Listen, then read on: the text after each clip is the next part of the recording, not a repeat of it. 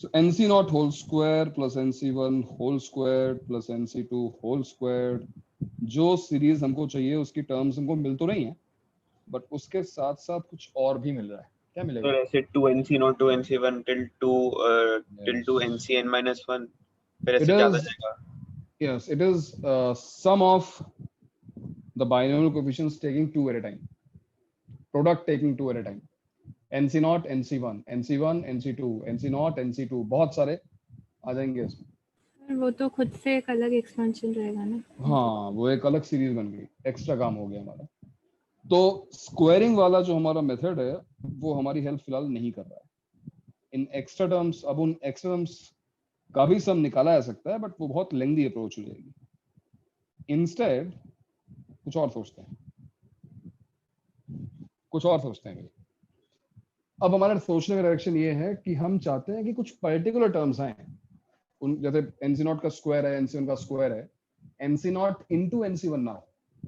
तो whole square का मतलब क्या होता है? होल स्क्वायर का मतलब होता है इस एक्सपेंशन को इसी एक्सपेंशन से मल्टीप्लाई करना. मैं इसको दोबारा लिखता हूँ, 1 प्लस एक्स पावर n को दोबारा लिखते हैं, कंट्रोल C कंट्रोल V, ये हो गया. तो बहुत क्लियर सी बात है कि अगर हम दोनों को आपस में मल्टीप्लाई करेंगे तो we can not force NC naught to get multiplied with NC naught only. NC naught NC1 से भी मल्टीप्लाई होगा, NC नॉट NC2 से भी मल्टीप्लाई होगा, NC नॉट सारी टर्म से मल्टीप्लाई होगा. We do not want that. हम ऐसा नहीं चाहते. बट हमारे चाहने से क्या होता है? तो लॉ ऑफ डिस्ट्रीब्यूशन नेचुरल है, चेंज तो नहीं कर सकते. कुछ मैनिपुलेशन यहाँ पे करना पड़ेगा. Sir NC naught whole square को जैसे प्रतीक्षा ने बोला था NC naught एंड NCn ऐसे लिख के.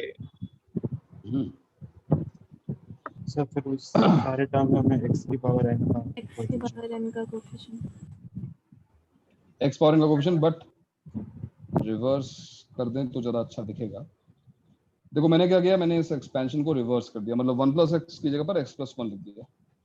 और उसका रीजन क्या है वो भी तुम्हें दिखाई देगा. अब देखो,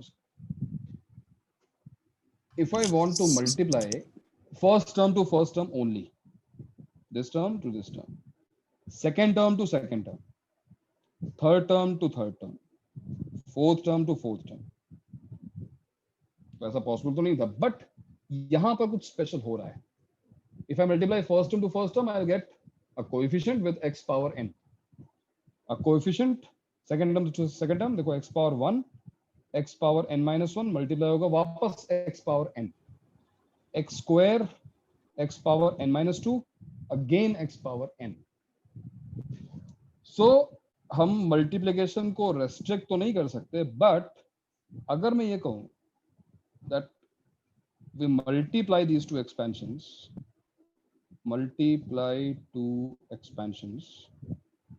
and find coefficient of x to the power n. हम पूरे मल्टीप्लिकेशन में इंटरेस्टेड नहीं है, हम केवल x पावर n का कोएफिशिएंट निकालना चाहते हैं. तो x पावर n का कोएफिशिएंट कैसे निकलेगा भाई? x पावर n का कोएफिशिएंट तभी निकलेगा जब हम फर्स्ट टर्म को फर्स्ट टर्म से, सेकंड टर्म को सेकंड टर्म से, थर्ड टर्म को थर्ड टर्म से मल्टीप्लाई करेंगे, है कि नहीं भाई? NC नॉट को क्या सेकंड एक्सपेंशन की किसी और टर्म से मल्टीप्लाई करने पर x पावर n मिल सकता है? नहीं. First term will be multiplied to first term. x power 1 को x पावर n माइनस 1 के अलावा किसी भी टर्म से मल्टीप्लाई करने पर x पावर n मिल सकता है? नहीं मिल सकता है, राइट? तो RHS में we will definitely get the same series जो हमको चाहिए. NC naught whole square, NC1 whole square, NC2 whole square, and so on to NCn whole square. ये होगा coefficient of x power n right hand side में. What about left hand side? इनको multiply करना तो easy है ना. What will be coefficient of x power n in the product of these two? What 1 plus x power n, x plus 1 power n का product क्या होगा? 1 plus x to the power 2n. And you know what is the coefficient of x power n in 1 plus x power 2n? Answer is 2n cn. और वही अपना general term निकाल कर 2n c r x power r को n रख दिया हमने, तो हमारा आंसर है 2n c n। Binomial coefficients के स्क्वायर का सम 2n c n होता है। बताओ भाई, डिस्कस करो इसमें, अगर किसी को कुछ दिक्कत आ रही है तो डिस्कस करो इसको, बताओ। सर बट मल्टीप्लाई करने के बाद एक्सपेंशन में बाकी सब चीजें भी तो रहेंगी ना। बट हमें बाकी चीजों को इग्नोर करना है ना, हमें केवल उन टर्म से मतलब है जिसमें x पावर n आता है। तो x पावर n किस में आता है? देखो x पावर n कैसे आएगा? हाँ जब फर्स्ट टर्म को फर्स्ट टर्म से, सेकंड टर्म को सेकंड टर्म से मल्टीप्लाई करोगे। सर एक बार फिर एक्सप्लेन कर सकते हैं क्या?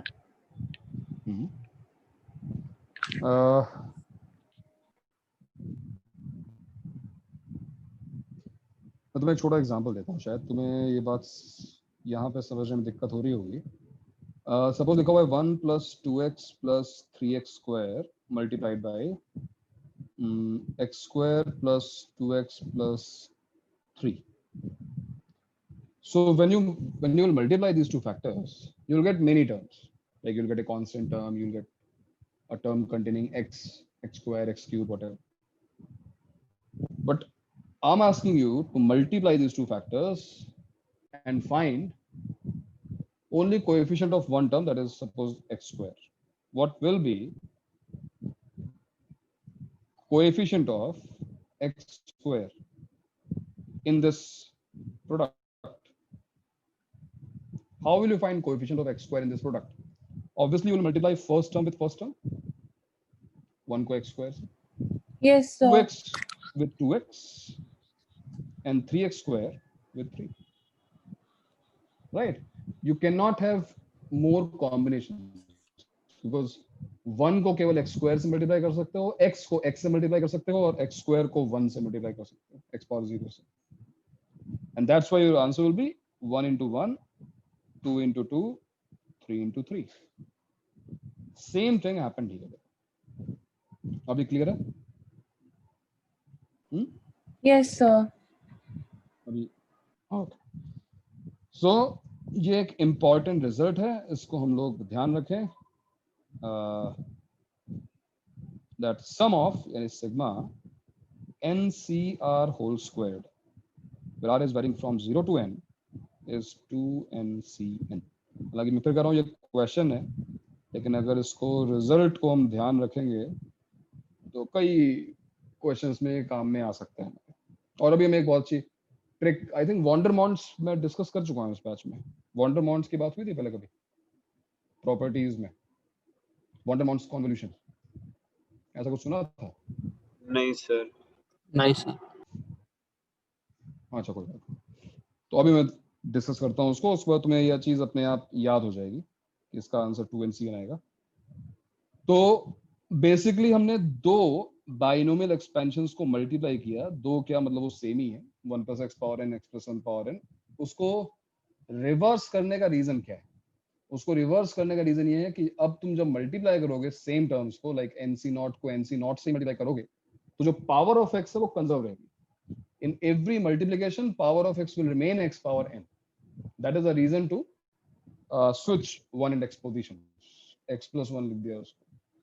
और उसके बाद राइट हैंड साइड में वही सीरीज जनरेट हो जाएगी, और लेफ्ट हैंड साइड में मल्टीप्लाई तो डायरेक्टली हो ही रहा है 1 plus x power 2n में x power n का कोएफिशिएंट 2NCN होता है। So answer is 2NCN। Left hand side से तुम्हें हमारा आंसर मिल जाएगा। ठीक है, इसको नोट करो, इसको नोट करो, फिर मैं सेकंड एग्जांपल देता हूँ अभी सॉल्व करने के लिए।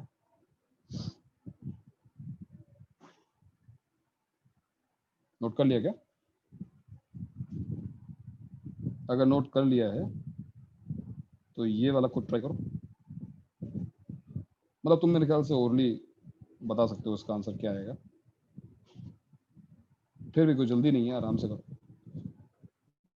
What will be NC naught into NC1 plus NC1 into NC2 plus NC2 into NC3 and so on to NCn minus 1 into NCn. एक एक का गैप है.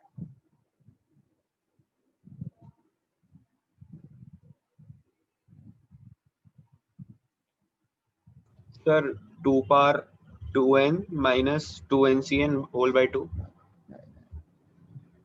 ये क्या चीज है भाई? अरे तुम वो सोच रहे हो? नहीं नहीं, ये taking two at a time नहीं है. Taking two at a time में सारे कॉम्बिनेशंस होंगे ना. NC नॉट केवल NC1 से मल्टीप्लाई नहीं होगा. NC नॉट NC2 से ही मल्टीप्लाई होगा, NC नॉट NC3 से ही मल्टीप्लाई होगा. NC1 केवल NC2 से मल्टीप्लाई नहीं होगा, वो NC3 से भी होगा, NC4 से भी होगा. तो सोचा तुमने अच्छा, लेकिन आंसर सही नहीं है. 2ncn minus 1. Correct. Answer is 2ncn minus 1. Reason एक बार फिर देखो और समझो.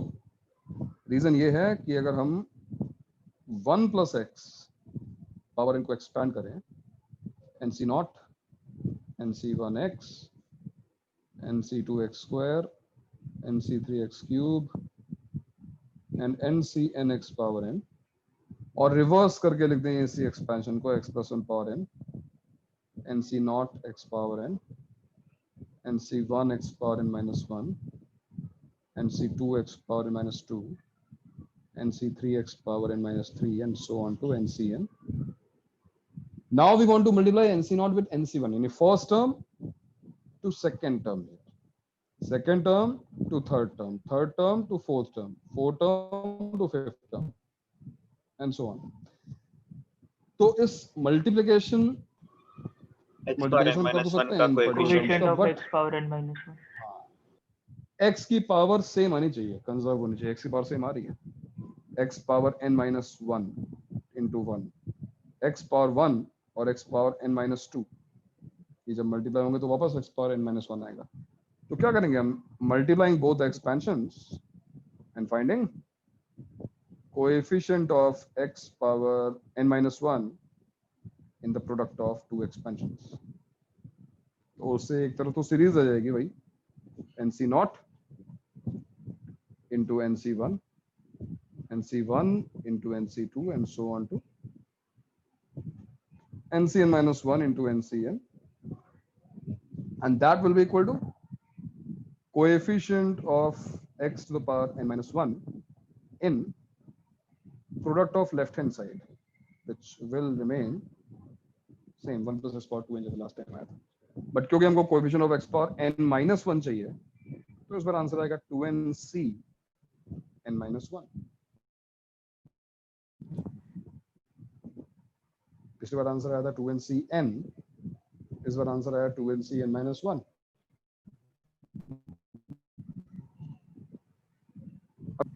क्यों भाई, समझ में आ रहा है या नहीं आ रहा है? Yes sir. Yes sir.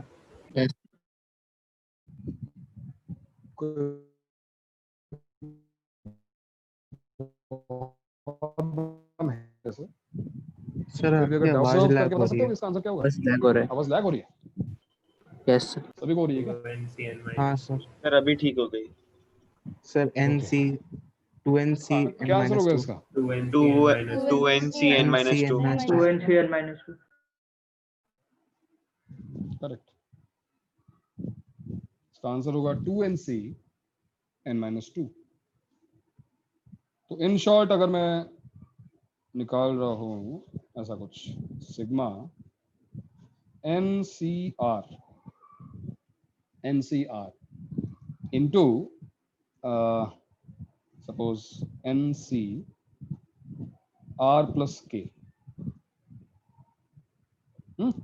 where R is varying from 0 to n minus K. तो आंसर क्या आएगा? 2nc n minus k. 2nc n minus k. Sir what if अगर मैं ये जो थर्ड सीरीज है उसमें मैं एक मतलब फर्स्ट टर्म में NC1 मल्टीप्लाई कर दो, सेकंड टर्म में NC2 मल्टीप्लाई कर दो, ऐसे ऐसे करके 3 टर्म का बना दो तो टेकिंग 3 एट अ टाइम हाँ नहीं कर पाओगे, बोला उसको तुम आंसर निकाल पाओगे। इस देखो हेडिंग में साफ साफ लिखा है मैंने 2, ओनली 2 बाइनोमियल कोएफिशिएंट्स। तो 3 हो जाएंगे तो और भी पॉसिबिलिटीज आ जाएंगी। मोर देन 2 होता है, ना ही तुम x की पावर कंजर्व कर पाओगे, और x की पावर कंजर्व करने की कोशिश करोगे तो बहुत सारे और पॉसिबिलिटीज बन जाएंगी। तो उसको तो फिलहाल छोड़ दो, होता है बट हमारे लेवल के बहुत ऊपर है वो। इनफैक्ट जो पेपर्स पब्लिश हुए हैं इसके बारे में वो भी रिसेंट है नंबर थ्योरी में। तो फिलहाल अभी उस पर मत जाओ, तुम 2 तक ही रहो, और 2 तक का काम बहुत इजी है। जो मैंने अभी लिखा है कहीं ना कहीं इसी को वॉन्डरमॉन्स में जो भी अभी जो नाम ले रहा था मैं एक्सप्लेन करता हूँ। इसको रटने की जरूरत नहीं है, एक सिंपल सी ट्रिक है, ध्यान से देखो। अगर तुम्हारे पास कुछ ऐसा सिग्मा आता है जहां पर we have product of 2 binomial coefficients, sigma NCR into MCK minus R, ये मुझे लग रहा है कि ये हो चुका है, तुम लोग कह रहे हो कि नहीं हुआ है, बट मुझे ऐसा फील आ रहा है कि ये हो चुका है। देखना शायद, पता नहीं, कहीं ना कहीं ये प्रॉपर्टीज वाले टाइम पे डिस्कस हुआ था, जहां तक मुझे याद आ रहा है। नहीं हुआ था? नोट्स में होता है इसका PNC याद तो नहीं आ वाला रहा। प्रूफ भी बताया था, याद नहीं आ रहा, कोई बात नहीं। तो NCR into MCK minus R, where except R everything is constant, N K M सब कुछ constant है। इसका जो आंसर है वो है M plus N C K। Simple, इन दोनों का सम और इन दोनों का सम, वही लिखा हुआ है K R plus K minus R M plus N। Sir but पिछले क्वेश्चंस का ट्रेंड देख के तो हम लोग को ये बोलना चाहिए ना कि M प्लस N माइनस के होना चाहिए। M plus N minus K, हाँ अच्छा ये करो यहाँ लोअर इंडेक्स। हाँ नीचे हाँ अब सेम लोअर इंडेक्स। एक ही M plus N C M plus N minus K is same as M plus N C K, बात तो सेम ही है ना। NCR is same as NCN minus R, बात तो सेम ही होगी। हाँ इसी को वॉन्डरमॉन्ट कॉन्वोल्यूशन बोलते हैं, ठीक है। तो फिलहाल वॉन्डरमॉन्ट कॉन्वोल्यूशन एक्चुअली कॉम्बिनेटोरिक्स का एक रिजल्ट है, PNC का एक रिजल्ट है। इसको तो बहुत इजीली प्रूव कर सकते हैं बाइनोमियल एक्सपेंशन से, वही मल्टीप्लाई करके प्रूव कर देंगे, बट मजा तब आएगा जब इसको हम PNC में डिस्कस करेंगे। फिलहाल तुम इसका एप्लीकेशन समझ लो, ये कब एप्लीकेबल है। ये एप्लीकेबल तब है जब दोनों अपर इंडेक्स कांस्टेंट हो, this is a constant, this is a constant, दोनों कांस्टेंट होने चाहिए, और ये जो सम आ रहा है वो भी कांस्टेंट होना चाहिए। The sum should also be constant. Under these conditions you can always get this result, which is what? Sum of upper indexes C, sum of lower indexes। Answer हमेशा ये रहेगा। और अब तुम इसको अप्लाई कर सकते हो in any such question. For example ये बहुत बढ़िया ट्रिक है जो हमने पहला क्वेश्चन किया, मान लो फर्स्ट क्वेश्चन जो था, फर्स्ट क्वेश्चन क्या था? सिग्मा NCR का होल स्क्वायर। तो क्या इस पे वॉन्डरमॉन्ट्स एप्लीकेबल है? NCR इंटू NCR, क्या यहाँ पे वॉन्डरमॉन्ट्स एप्लीकेबल है? नहीं, क्योंकि अभी तक तो नहीं। लोअर इंडेक्सेस का सम कांस्टेंट नहीं है। ये कांस्टेंट है, ये कांस्टेंट है, बट जो लोअर इंडेक्स है उनका सम कांस्टेंट नहीं है, वो R प्लस R 2R हो रहा है। बट अगर एक बाइनोमियल कोएफिशिएंट में प्रॉपर्टी यूज कर ली जाए, CN minus R. N minus R. इसको NCN माइनस R लिख दें, तो अब RR कैंसिल हो रहा है, and your answer is sum of these two, यानी 2N C N। तो अब आप लोगों को रटने वटने की जरूरत नहीं है, वॉन्डरमॉन्ट अगर तुम्हें आता है तो ऊपर दिए हुए जितने भी एग्जांपल्स हमने भी किए हैं उनका आंसर तुम सेकंड्स में दे सकते हो। इनफैक्ट ऊपर जो हमने सॉल्व किए हैं उसमें दोनों में n है, मतलब जो दोनों इंडेक्स हैं वो n सेम है, वो भी जरूरी है। वॉन्डरमॉन्ट ने देखा कि यहाँ पर n है और यहाँ पे m है तो भी वर्क करेगा। मैं तुम्हें एक क्वेश्चन दिखाता हूँ जे एडवांस का। सरप्राइजिंगली जे एडवांस का क्वेश्चन है वो, बट जे एडवांस के लायक नहीं था वो क्वेश्चन। एग्जैक्ट क्वेश्चन मुझे याद नहीं आ रहा है, बट ऐसा कुछ था। चलो एग्जैक्ट मुझे याद नहीं आ रहा, बट सिमिलर रहा होगा। 20C0, 30C10, 20C1, 30C11, 20C2, sir 30C12। ऐसा क्वेश्चन बुकलेट में हाँ, बुकलेट में कहीं ना कहीं देखा, आर्काइव्स में होगा, आर्काइव्स में डेफिनेटली होगा, है ना। और लास्ट में क्या आएगा? 20C20, 30C30। ठीक है भाई। इस सीरीज का सम क्या होगा? इस सीरीज का सम क्या होगा? क्या यहाँ पर वॉन्डरमॉन्ट्स एप्लीकेबल है? आओ देखते हैं। सिग्मा के फॉर्म में इसको लिख के बताओ मुझे। तू लिखा? सिग्मा के फॉर्म में क्या होगा बताओ बेटा। सिग्मा के फॉर्म में क्या लिखें इसको? सर हाँ 20 CR R, okay, 30 C R+10 R plus 10, where R is varying from 0 to 20. All right. एक बार फिर वॉन्डरमॉन्ट्स एप्लीकेबल नहीं दिख रहा है, बट 20 minus यहाँ पे R, 50C लेकिन अगर हम प्रॉपर्टी यूज कर लेंगे तो ये हो जाएगा 20CR और ये हो जाएगा 30C, 30 minus 10 plus R, which is what? 20 minus R. minus 1. Yes. और अब दिख रहा है हमको वॉन्डरमॉन्ट्स, तो 20 plus 30, 50, R plus 20 minus R. Answer Sir, is 50C. ये एडवांस क्वेश्चन। Yes, yes, ये एडवांस क्वेश्चन। बट किस्मत हमेशा इतनी अच्छी नहीं होती, है ना। ऐसा क्वेश्चन आने का चांस मेन में तो है, बट एडवांस में अब नहीं रह गया। एडवांस में ऐसा क्वेश्चन तो नहीं आएगा। सर क्योंकि एक बार जो आ जाता है फिर वो एडवांस लेवल नहीं है। हाँ, एक बार आता है और फिर ये आने लायक है नहीं, पता नहीं कैसे वो दे दिया था, लायक भी नहीं है उसके ये। तो नोट कर लो भाई, वॉन्डरमॉन्ट्स नोट कर लो, उसके नीचे एग्जांपल नोट कर लो। आई होप सबको समझ में आ रहा होगा। और वॉन्डरमॉन्ट्स का प्रूफ बाइनोमियल बहुत सिंपल है, अगर तुम उसको प्रूफ करना चाहो इसी क्वेश्चन देख लो।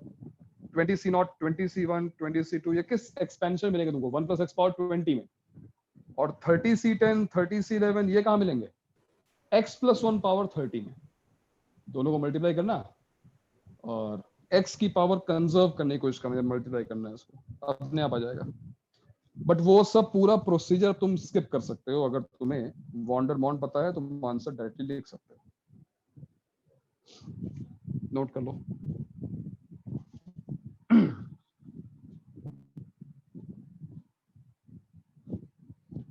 नोट कर लो और मुझे बताओ कि इस क्वेश्चन को तुम कैसे करना पसंद करोगे।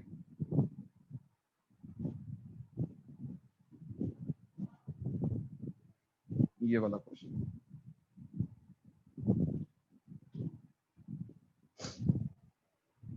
कौन बताएगा इसका आंसर?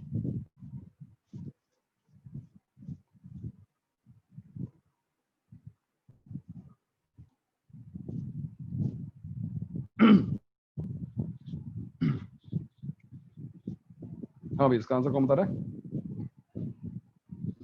देखना चाहिए कौन कौन भाई, तो बहुत दिन हो गए। अच्छा 25 सब दिख रहा है इसमें। ओके, चलो सही है। So who will give it a shot? कौन? चैतल? चैतल ट्राई करेगी? 1 minute sir. ओके, ठीक है, टेक योर टाइम। सिग्मा की फॉर्म में क्या लिखा हुआ है? सिग्मा में लिखा हुआ है So R R into NCR the whole square. Whole square को मैं S से लिख देता हूँ तुम्हारे लिए. R is varying from 1 to n. Okay. क्या यहाँ पर वंडरमॉन्ट जो वो जो भी ट्रिक थी वो यहाँ पे एप्लीकेबल है? नहीं सर. Sir, सर एक applicable है. एक्सपेंशन को लग n हो by गया. r into n एक minus 1 c r minus 1 लिख सकते. बिल्कुल बिल्कुल. This question is a mix up of what we have learned 2 weeks before. इस r को हटाने का तरीका, वो जो प्रॉपर्टी थी हमारी, बिल्कुल सही. Very good. एक NCR को अगर लिख दें हम n upon r into n minus one C r minus one, ये प्रॉपर्टी हम यूज कर लें तो इससे एक प्रॉब्लम तो खत्म हुई, वो ये कि r कैंसिल हो गया एंड n बाहर आ गया. So n into sigma r is equal to 1 to n और ये हो गया n minus one C r minus one. क्योंकि लोअर इंडेक्स का सम कांस्टेंट रखना है तो NCR जो दूसरा वाला है उसको मैं लिख देता हूँ NC n minus r. Now tell me, वो अपनी जो कूल ट्रिक है वो यहाँ पे एप्लीकेबल है? यस, बिकॉज इनका सम कांस्टेंट आ गया, आर कैंसिल हो गया. So what will be your answer? n into क्या आंसर आएगा भाई? 2n minus 1 c n minus 2n minus 1 c n n minus 1. Sir n अगर minus तुम 1 क्यों? Cn होगा ना? अब लोअर इंडेक्स का सम क्या आ रहा है भाई? r माइनस वन और n माइनस आर का सम क्या आएगा? सर मैंने अगर फर्स्ट टर्म का लोअर इंडेक्स चेंज नहीं किया एक तो मिनट, तुम n भी लिख सकते हो, सेम ही चीज है ना. तुम बार बार देख वही पहुंच रहा है. 2n minus 1 c n minus 1 is okay, same okay, as okay. 2n minus 1 c अच्छा हाँ n. ठीक ठीक. दोनों सेम ही होते हैं, हाँ आइडेंटिकल हैं, जुड़वा भाई ये दोनों. हाँ, तो ये रहा तुम्हारा answer and trust me there is no better approach. इतनी जल्दी आंसर तो तुम्हें कुछ और नहीं पहुंचा सकता. ये जो ट्रिक्स है ना ये इसीलिए पढ़ाई जाती है, इससे आंसर जल्दी निकले, टाइम ज्यादा वेस्ट ना हो. वंडरमॉन्ट यूज करना है तो ध्यान रहे कि ये जो चीजें हैं इनको हटाना है. आर स्क्वायर ऐसा कुछ आता है तो उसको हटाकर हम डेफिनेटली आंसर पहुंच सकते हैं. जल्दी से इसको नोट करो और दूसरा क्वेश्चन ट्राई करो. दूसरा क्वेश्चन थोड़ा सा दिखने में लेंथी लगेगा बट दम नहीं है उसमें बिल्कुल भी. ओरली कर सकते हो तुम लोग. ये कुछ ऐसे जहाँ से हमने आज स्टार्ट किया है वैसा एक क्वेश्चन है. तो n into 1 n minus 1 sorry n minus 1 into 1 into nc n minus 1 तक चलते हैं. यस,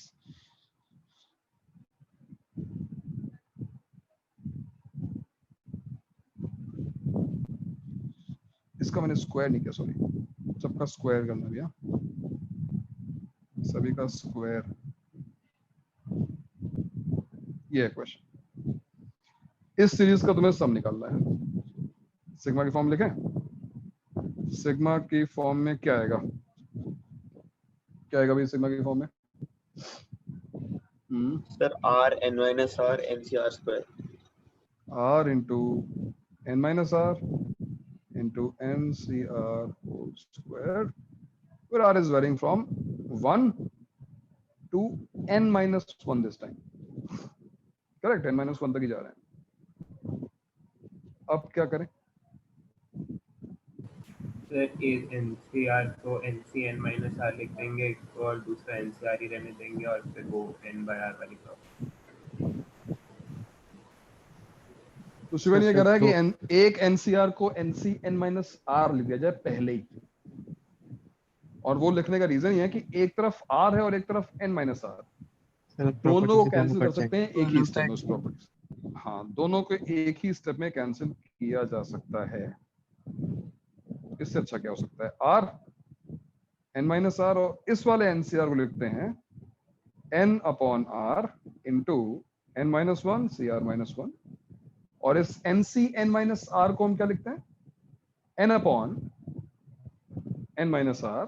प्रॉपर्टी सेम ही है, है ना, NCR की जगह पर NCN माइनस R लगा रहे हैं। यहाँ पे क्या आएगा, n-1 C n minus r plus n minus R minus -1। 1. तो इसका फायदा ही मिला कि R कैंसिल हो गया, n माइनस R कैंसिल हो गया, ये n इंटू n ये बाहर निकल गया, ये हो गया n स्क्वायर, और यहाँ पे आ गया sigma r is equal to 1 to n minus 1 क्या n minus 1 C r minus 1 into n minus 1 C n minus r minus 1। अब वॉन्डरमॉन्ट्स यहाँ पे एप्लीकेबल है।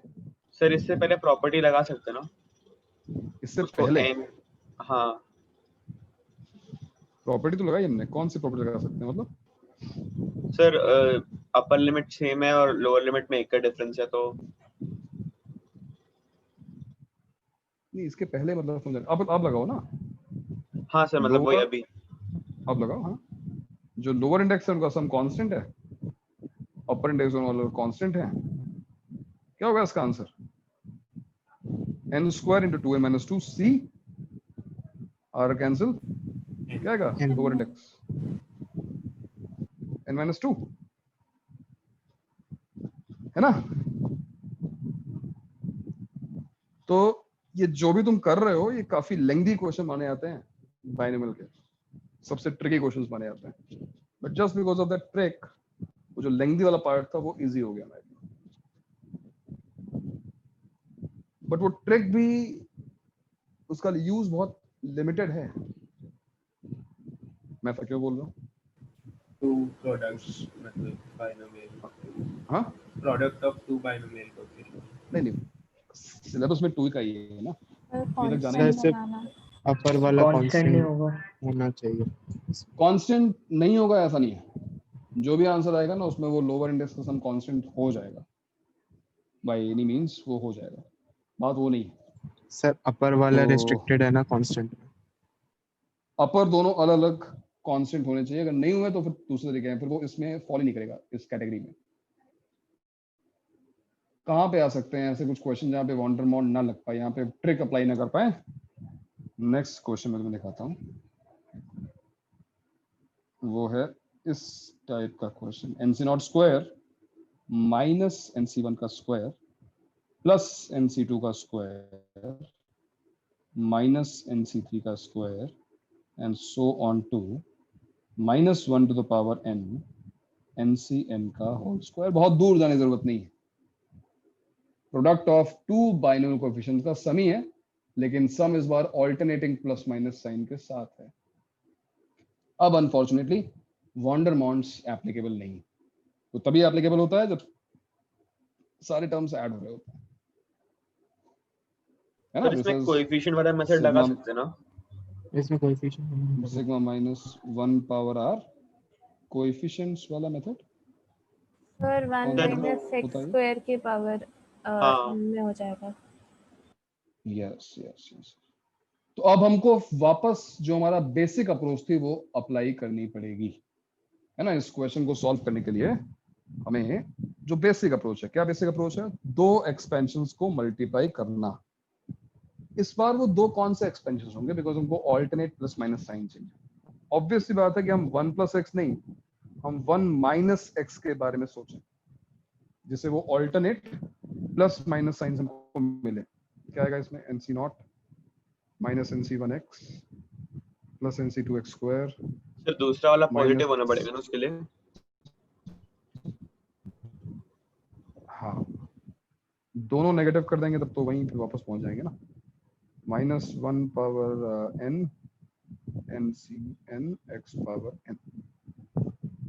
तो ये मैंने 1 प्लस एक्स की जगह पर 1 माइनस एक्स का एक्सपेंशन लिखा है to get alternate plus minus signs. But जो दूसरा एक्सपेंशन है उसमें अभी भी प्लस ही रखते हैं, बिकॉज अल्टीमेटली वो प्लस माइनस मेंटेन होना चाहिए ना। तो माइनस इंटू माइनस कर देंगे तो प्लस हो जाएगा ना। तो एक को नेगेटिव वाला एक्सपेंशन और एक को पॉजिटिव वाला एक्सपेंशन रिवर्स करके ये हो गया NC0 x power n plus NC1 x power n minus 1 NC2 x power n minus 2 nc3 x power n minus. Now look at these two expansions and tell me next step क्या होगा.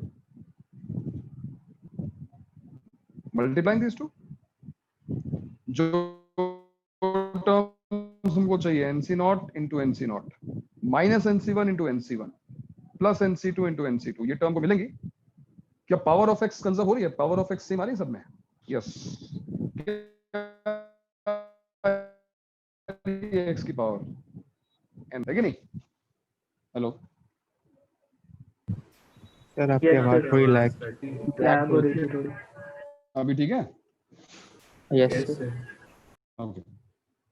So what will be coefficient of x to the power n in the product?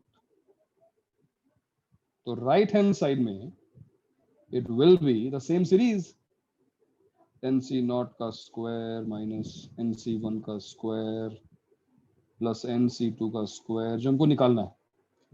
Right hand side में it will be coefficient of x power n.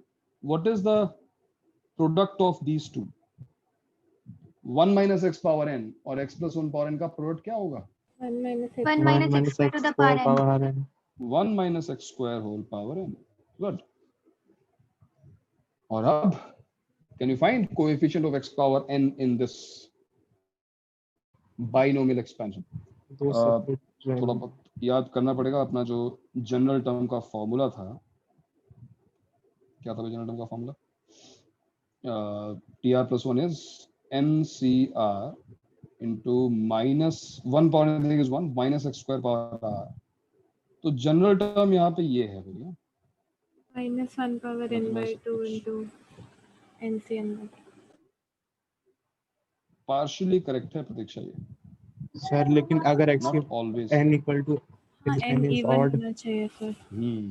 n odd पे 0 रहेगा. Even होना जरूरी है.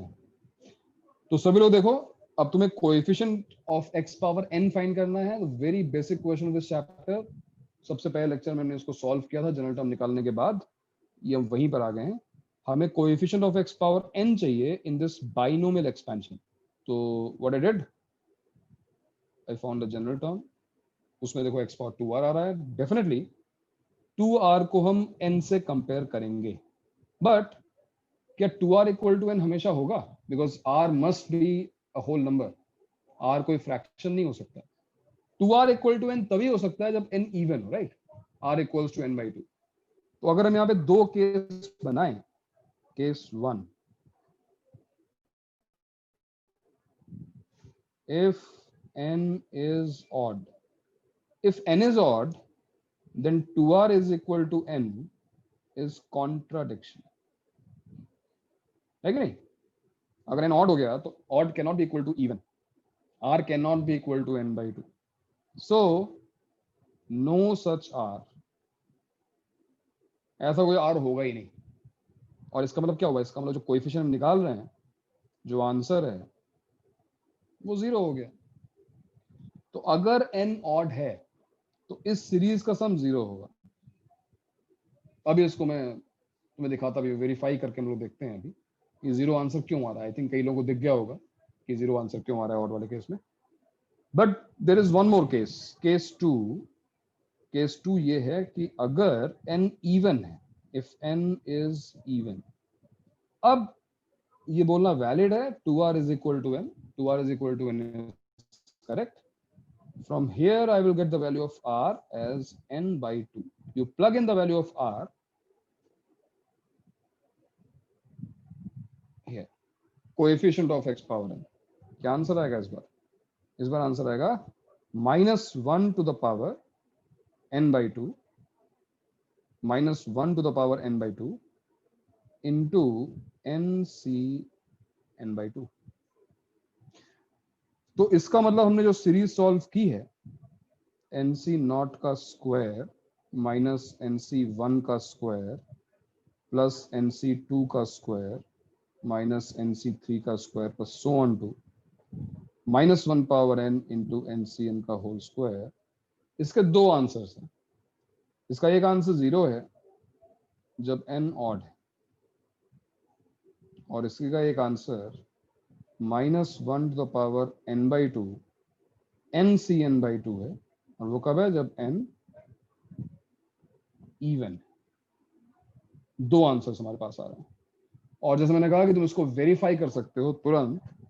चलो इनको ऑड लेके देखते हैं।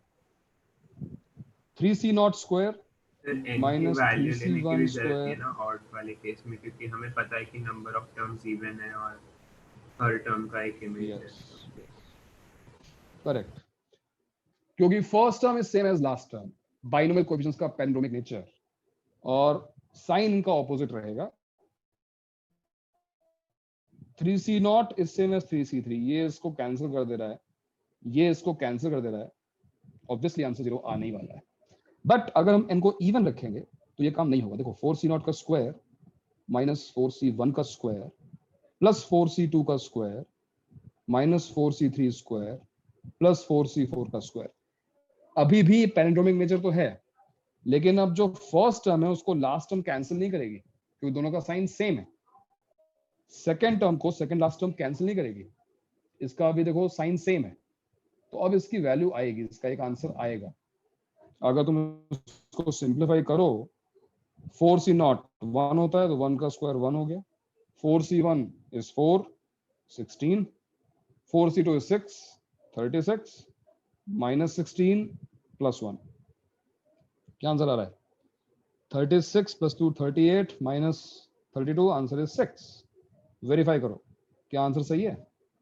-1 to the power 4/2 into 4c4/2, which is -1 का square into 4c2, 4c2 is 6 -1 square is +1, answer is same, है ना। दो आंसर्स इसके हैं, इवन वाले केस में अलग आंसर है और ऑड वाले केस में अलग आंसर, और ये थोड़ा सा जो है लेंदी हो गया, because alternating plus minus sign में वो ट्रिक काम नहीं करती है, लेकिन अप्रोच हमारी सेम है। हम दो बाइनोमियल एक्सपेंशंस को मल्टीप्लाई कर रहे हैं, एक नेगेटिव वाला है और दूसरा पॉजिटिव वाला है। बताओ, जिन लोगों को इसमें डाउट आ रहा है वो लोग डिस्कस करें। यस, तो ये डाउट डिस्कशन की जो सेवा है वो सभी को उपलब्ध कराई जा रही है, तो आप सभी लोग पार्टिसिपेट कर सकते हैं, it's completely free of cost. बताइए, सबको समझ में आ गया? ये तो बहुत ही अच्छी बात है। और ये वाला पार्ट समझा तुमने? Coefficient of x power n in 1 - x square whole power n निकालने का तरीका जो हमने स्टार्टिंग में सीखा है, एक पूरी शीट मैंने दी थी 100 क्वेश्चंस की सॉल्व करने के लिए, तो ये तो प्रैक्टिस सबकी हो चुकी है ना, कोएफिशिएंट निकालने का तरीका। ये बात समझ में आई कि कॉन्ट्रैक्शन क्यों है ये? 2r can not be equal to 5, 2r can not be equal to 13, because r itself is a whole number, right? So r cannot be a fraction, r should be a whole number, that's why there is a contradiction and answer is 0. In other case answer is this.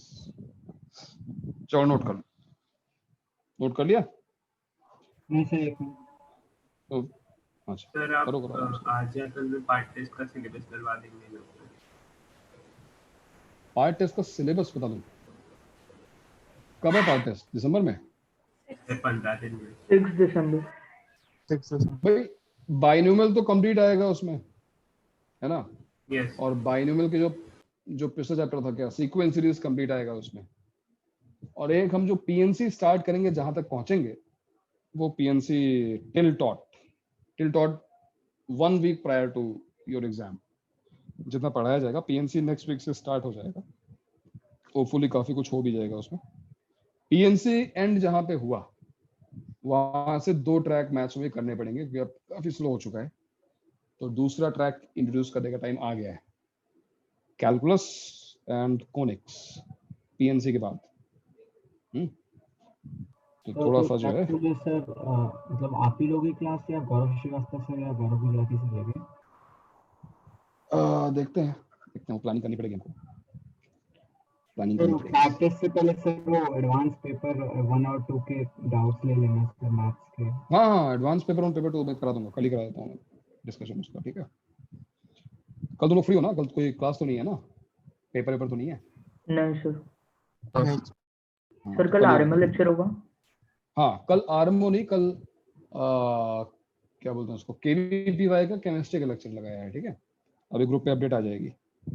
तो chemistry का lecture है, क्योंकि KVPY में chemistry का एक section जो है completely different है, वो ऑर्गेनिक आता है उसमें। ऑर्गेनिक तुम्हारा भी स्टार्ट हुआ ना सेकंड ट्रैक में?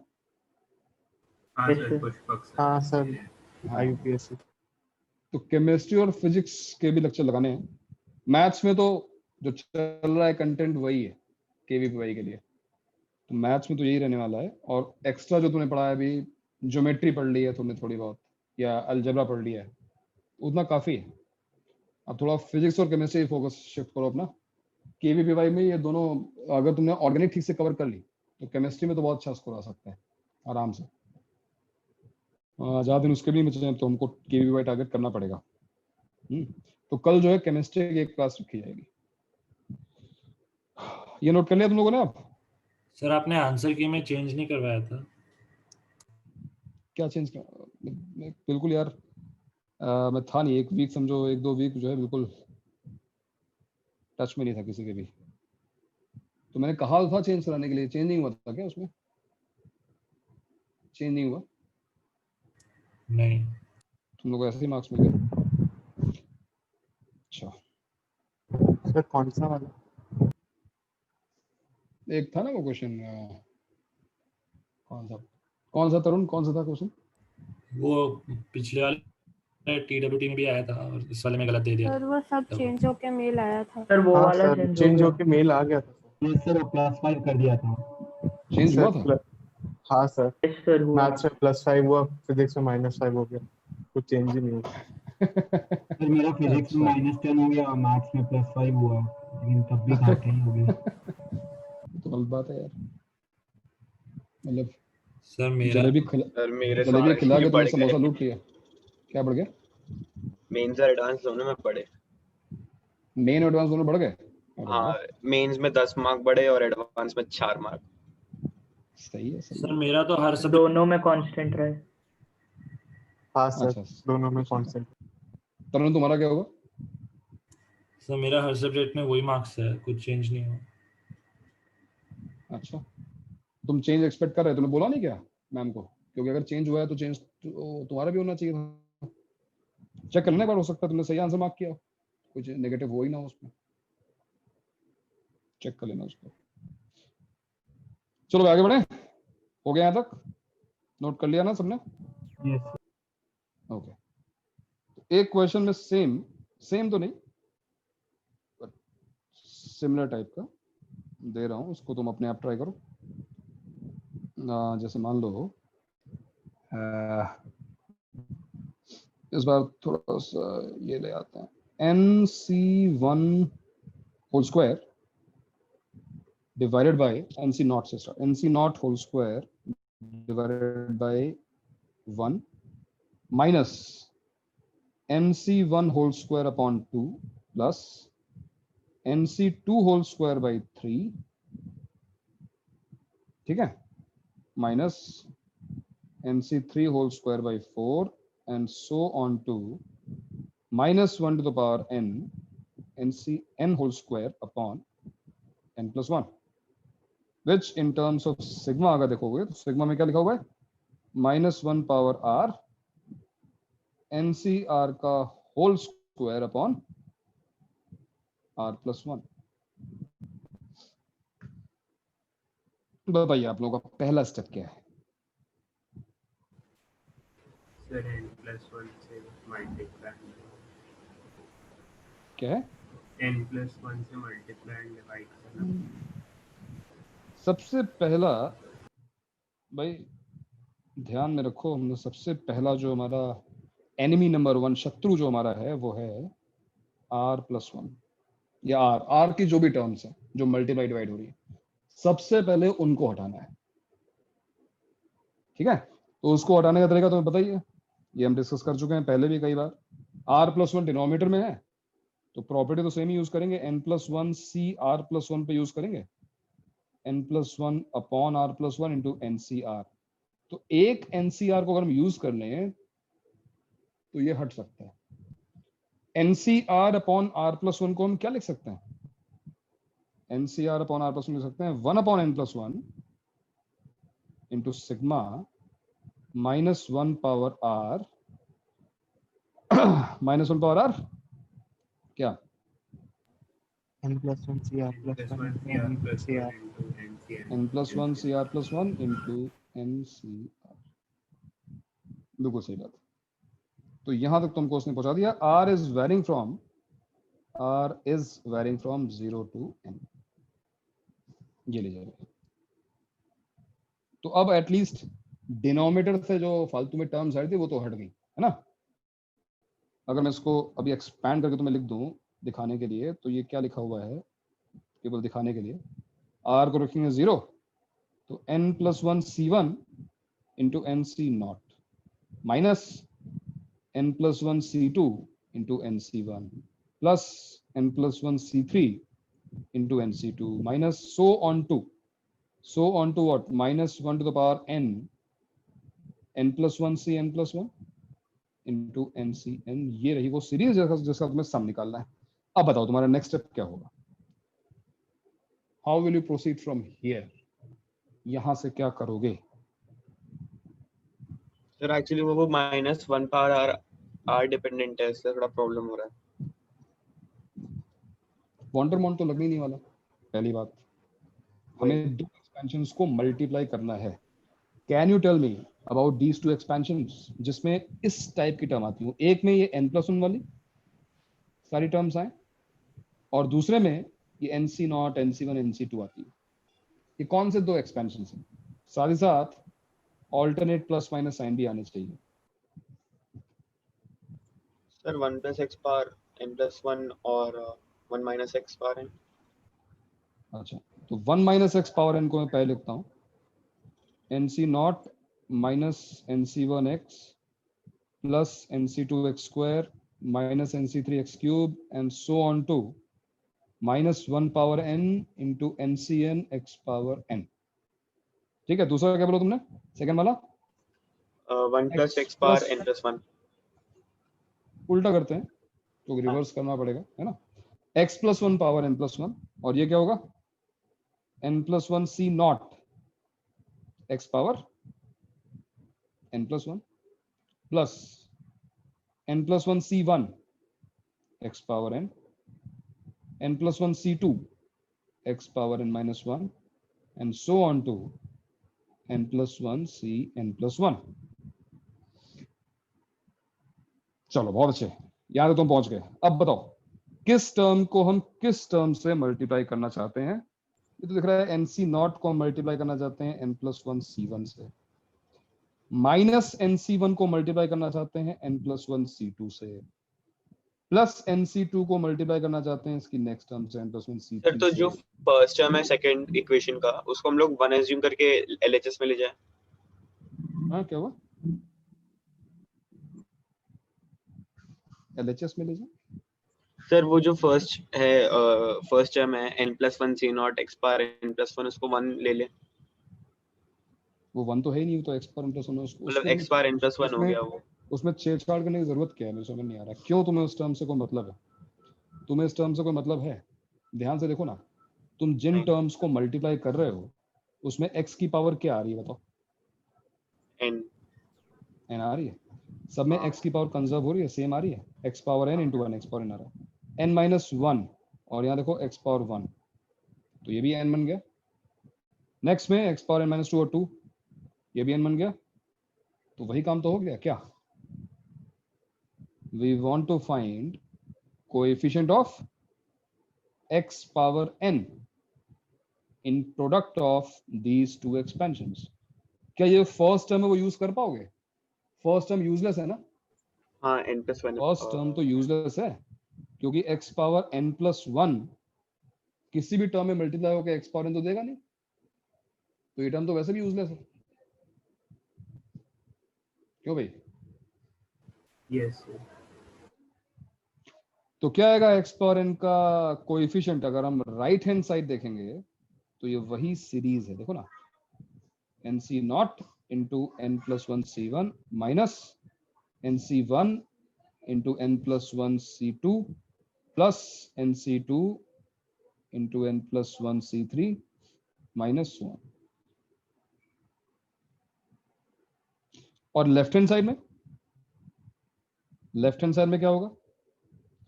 Coefficient of x power n क्या होगा? इन दोनों का product. 1 minus x square to the power n into 1 plus x. Yes, this is 1 minus x power n and the other factor is 1 plus x या x plus 1 same ही चीज है।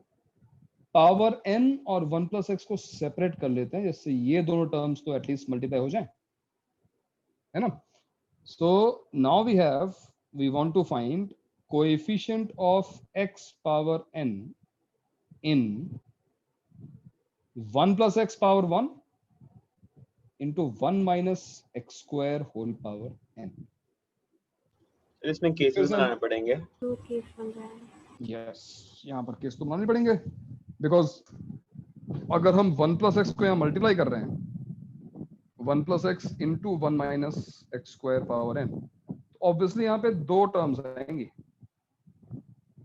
यहाँ पर दो टर्म्स, क्योंकि 1 से अगर हमको एक्स पावर एन का कोएफिशिएंट चाहिए तो 1 में तो एक्स पावर एन मल्टीप्लाई होगा, बट एक्स में x power n minus 1 multiply करना होगा, है ना। और यहाँ पे जनरल टर्म क्या है? इसकी जनरल टर्म लिख चुके हैं पहले भी। क्या आई थी general term? Minus 1 power r n C r into x to the power 2r। Sir ये जनरल टर्म। फर्क तो नहीं पड़ेगा ना उसके बाद भी? फर्क मतलब कैसा फर्क? सर मतलब अगर ऑड हुआ तो n माइनस मतलब 1 की पावर इवन ही हो जाएगा ना, तो रहना तो सेम ही वाला। बट आंसर सेम थोड़ी ना आएगा, आंसर दोनों केस में अलग, आर की तो डिफरेंट वैल्यूज आएंगी ना। Yes sir. तो ये बात सही है कि दोनों टर्म्स हमको नहीं मिल सकती भाई, है कि नहीं भाई। फॉर एग्जांपल अगर मैं यहाँ पे केस बनाना शुरू करूँ, case 1, if n is even, चलो इनको इवन रख के देखते हैं। अगर n इवन है तो 2r जो है वो n के इक्वल तो हो सकता है, बट n माइनस 1 के इक्वल नहीं हो सकता ना। ऑब्वियसली n और n माइनस 1 जो है वो दोनों कंसेक्यूटिव हैं। अगर एक इवन है दूसरी ऑड होगी, अगर एक ऑड है दूसरी इवन होगी, है कि नहीं। तो उसका मतलब है कि दोनों साइमल्टेनियसली इस एक्सपेंशन में आ ही नहीं सकते। तो अगर n इवन है तो क्या होगा? केवल 2r is equal to n हो सकता है, n-1 नहीं हो सकता। This implies r is equal to n/2। और इस केस में तुम्हारा जो आंसर आएगा, क्या आंसर आएगा? इस सीरीज का सम क्या आएगा? क्या है? r इक्वल टू n/2 रखने पर आंसर क्या आएगा? देखो ना, इसमें रखो यहाँ पर, -1 to the power n/2 into nc n/2। And don't forget कि डिनोमिनेटर में एक 1/n+1 भी था, होल अपॉन n+1। क्योंकि दूसरी जो सीरीज है, जो दूसरा पार्ट है, वो तो आएगा ही ना, ये पार्ट आया ही नहीं। और अगर हम केस 2 में जाएंगे, case 2, if n is odd. Sir but दूसरा पार्ट इसमें ऐड होगा ना? इसमें क्यों ऐड होगा? सेपरेट केसेस है ना, दूसरा नहीं पार्ट सर, आएगा वो ना। x पावर n माइनस 1 दूसरा वाला part भी zero। इसमें ऐड होगा ना? इसमें कैसे ऐड कर सकते हो? क्योंकि r 2r can not be equal to n-1 in this case ना। हाँ ओके, ये हो ही नहीं सकता। हाँ हाँ 2r can not be odd. अब अगर n ऑड है तब 2r जो है वो n-1 के इक्वल होगा, और उस केस में r की वैल्यू n-1/2 हो जाएगी, और तुम्हारा आंसर आ जाएगा -1 to the power n-1/2 into nc n-1/2 and whole divided by n+1। तो ये हैं तुम्हारे दो आंसर्स। रिसेंटली आई थिंक 2-3 सालों में देखोगे, अभी जे एडवांस में एक क्वेश्चन आ चुका है जिसमें उसमें दिया हुआ था n को इवन या ऑड जो है उसने दिया हुआ था उस क्वेश्चन में। एन को मतलब दोनों केस सॉल्व नहीं करना था, एक ही केस सॉल्व करना था। तो ये एडवांस में आया हुआ क्वेश्चन है या सिमिलर क्वेश्चन रहा होगा, जो भी है।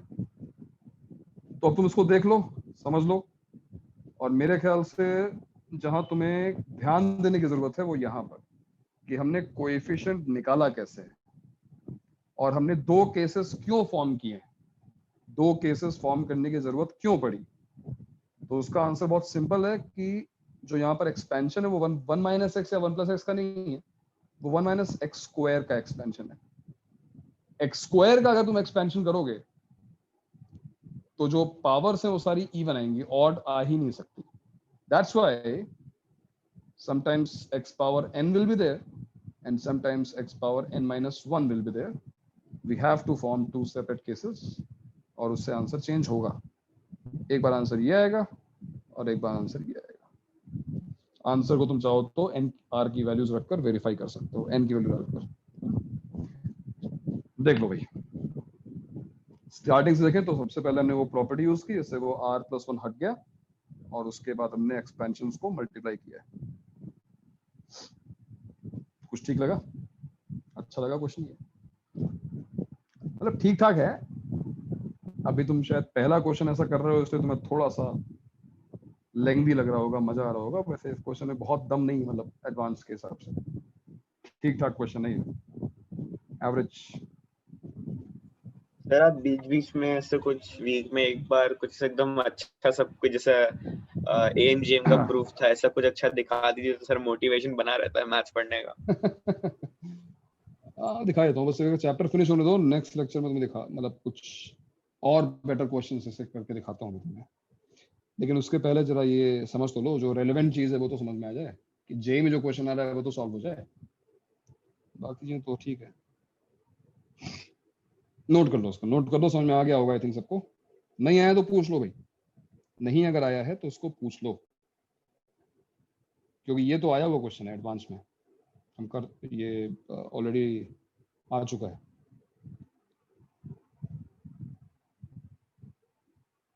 हो गया भाई, एक कम कौन हो गया? Network issue. चलो खैर, हाँ बताओ भाई, किसी को डाउट आया समझ में? एक और सिमिलर क्वेश्चन तो कर लोगे ना? ट्राई करोगे? एक क्वेश्चन तो और बनता है ना अपने आप करने के लिए ना। करो जरा सा।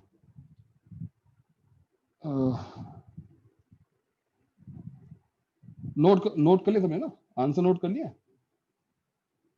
तो केस 2 बचा है 1 मिनट।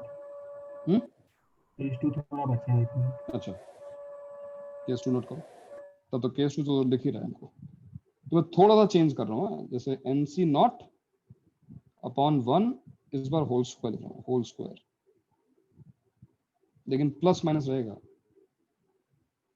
प्लस माइनस तो हम रखेंगे भैया। NC 1/2 का होल स्क्वायर, NC 2/3 का होल स्क्वायर, NC 3/4 का whole square and so on to -1 power n, NC n/n+1 का होल स्क्वायर। चलो बताओ उसका आंसर क्या आएगा? अपने आप ट्राई करो उसको और बताओ मुझे आंसर क्या आ रहा है।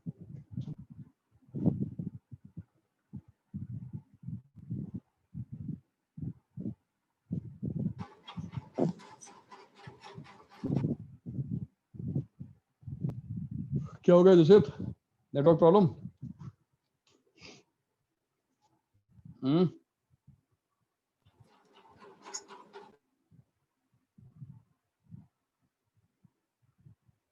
ये क्या मोर्स कोड में बात कर रहा है? मैं बीट्स काउंट नहीं कर पाया। कौन है? फिर से आई।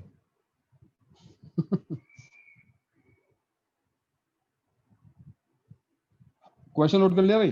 NC not by 1 whole square, NC 1/2 whole square, NC 2/3 whole square and so on to NC n/n+1 whole square, alternating plus minus science.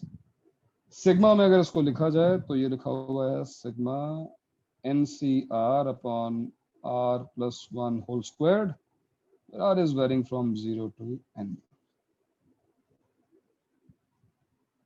तो फिर पहला स्टेप, और इस बार तो एक क्या मतलब वो दोनों r प्लस 1 गायब ही हो जाएंगे एक साथ, है ना। तो पहला हाँ स्टेप सर, तुम्हारा इस वही बार था, दोनों यूटिलाइज कर लेंगे आंसर। दोनों यूटिलाइज कर लेंगे। तो n plus 1 upon r plus 1 into n C r, और ये n C r upon r plus 1 को लिख देते हैं। तो 1/1 upon n plus 1 whole square, अच्छा -1 पावर n भूल गया, -1 पावर r, हाँ। तो 1 upon n plus 1 whole square तो बाहर आ गया, ये काम तो हुआ। और यहाँ पे बचा sigma r varying from 0 to n, क्या n plus 1 c r plus 1 का whole square. Sir 2n But- plus 2c n plus 1। तुम -1 पावर r भूल गए बेटा, तुम यस शायद सर। भूल गए कि ऑल्टरनेटिंग प्लस माइनस है, ये वो सर नहीं है। ऑड है तो फिर 0 ही हो जाएगा ना। अब आंसर बताओ मुझे और फिर हम डिस्कस करते हैं कि सही है कि नहीं सही है। बट फिलहाल ये लिखा हुआ है n प्लस 1 c1 का होल स्क्वायर, अगर हम r को रखेंगे 0, हाँ, माइनस n प्लस 1 c2 का whole square plus n plus 1 c3 का whole square minus n plus 1 c4 का whole square and so on to -1 power n into n plus 1 c n plus 1 का whole square.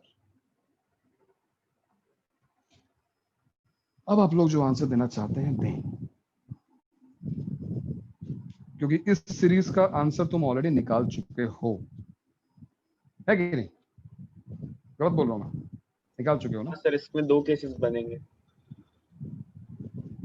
भाई, ये काम हम already कर चुके हैं। ये रहा इसका जस्ट प्रीवियस क्वेश्चन, ये वाला, ये रिजल्ट, इसको भी याद ही रखना है, अच्छा है, ये इंपॉर्टेंट है। nc0 square minus nc1 square plus nc2 square minus nc3 square and so on to -1 power n into nc whole square is equal to 0 if n is odd, is equal to this if n is even. So getting inspired from this fact, sir अगर n even है तो n plus 1 का minus Even है तो 0 हो जाएगा।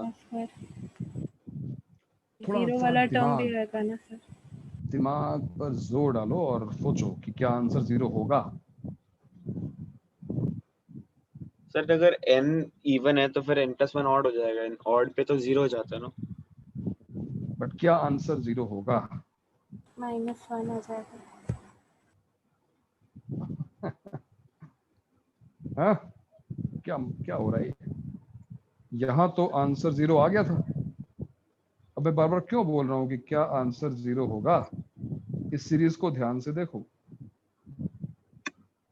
इस series में सारे बाइनोमियल कोएफिशिएंट्स है कि नहीं है?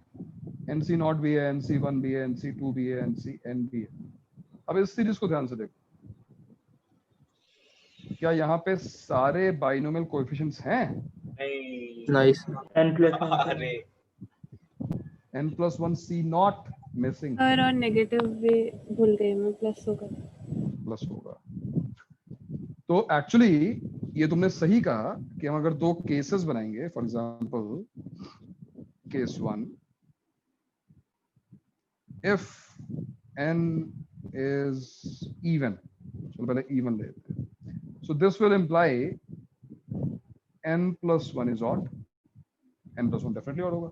और odd वाले केस में हमको पता है, हमने ऊपर जो सीरीज बनाई है, n plus 1 c0 का square minus n plus 1 c1 का square plus n plus 1 c2 का square minus n plus 1 c3 का square and plus so on to, ये 0 होता है।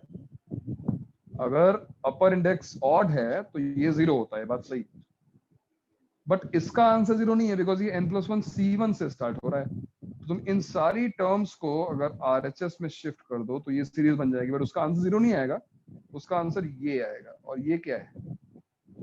n plus 1 c0 1 होता है ना।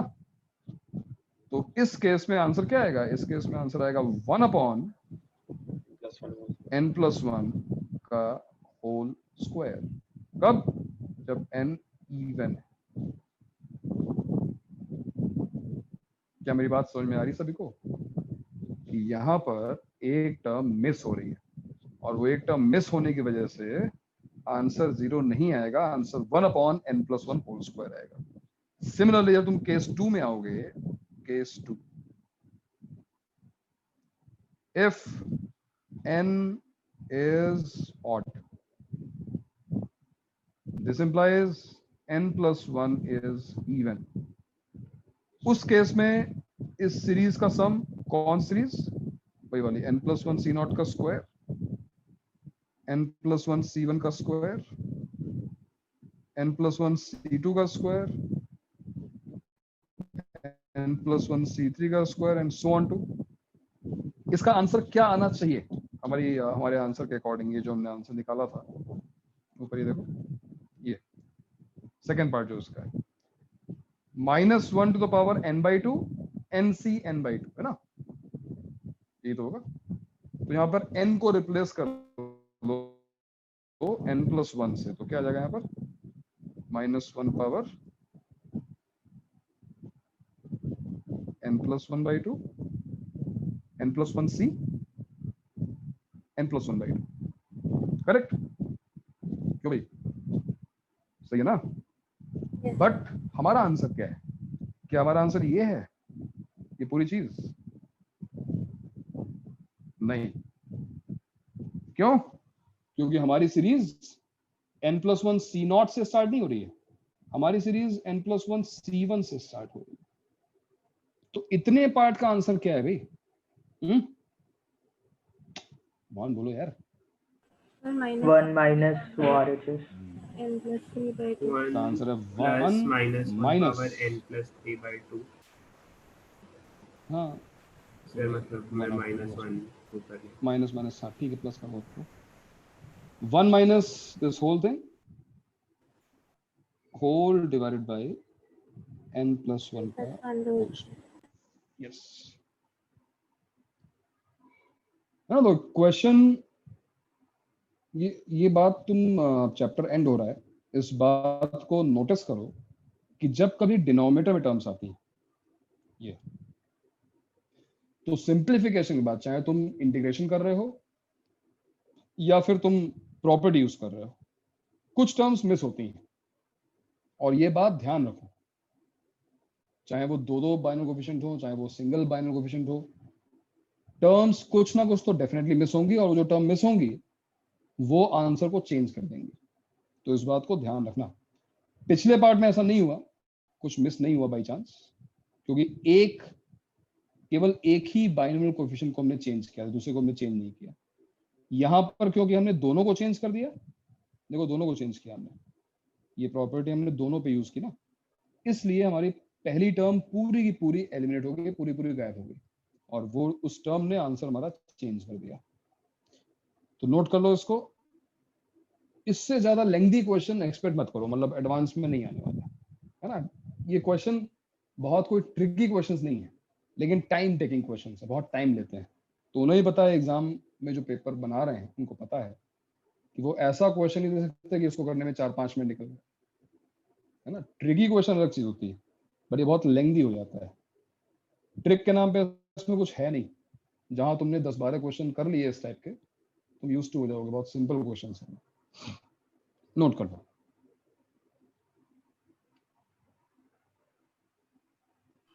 सर केस 1 अच्छे से क्लियर नहीं हुआ है सर, केस 1 समझ क्लियर हुआ, नहीं ओके। आया वो आपका ओके, सीरीज आंसर। मुझे ये बताओ कि ये रिजल्ट क्लियर है?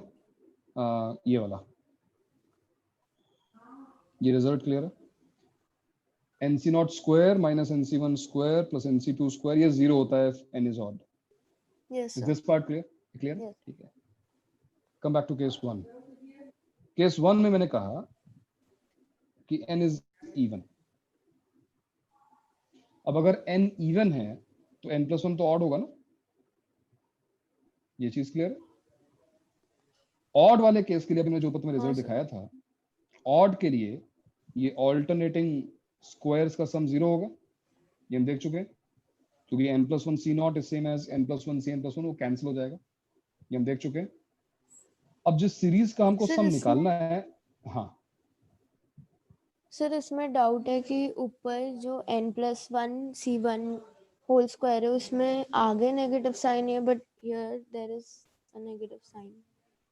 हाँ, that's what I'm saying ना, shift all the terms to right hand side to find the sum of the series. ये जो minus n+1 c1 whole square है, shift this to right hand side. जो plus n+1 c2 whole square है, उसको shift to right hand side. सबका sign change हो जाएगा ना, ओके. वही सीरीज बन जाएगी ना जिसका तुम्हें सम चाहिए. और उस सीरीज का सम क्या आएगा? जो फर्स्ट टर्म है होल स्क्वायर. n+1 c0 का square which is 1. n+1 whole square already यहाँ पे था, उसे डिवाइड कर दिया. ओके सर, हाँ समझ ठीक आया. है, हाँ ठीक है. तो बस भाई इतना ही है. बाइनोमियल थ्योरम तुम्हारा फिनिश है, इससे ज्यादा तुम्हें कुछ नहीं करना है.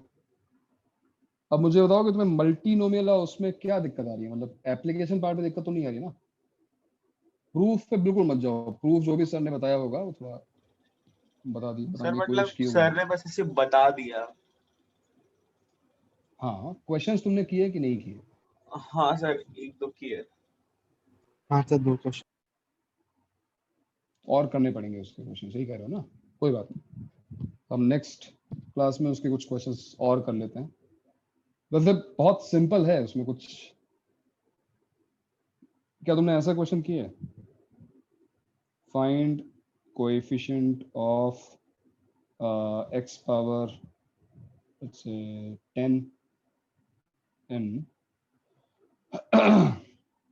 से ज्यादा हो जाएगा, x power 4n 1 minus x plus 2x square whole power 10. Yes हाँ सर, सर ऐसा किया. टाइप यस सर किया. किया था ना?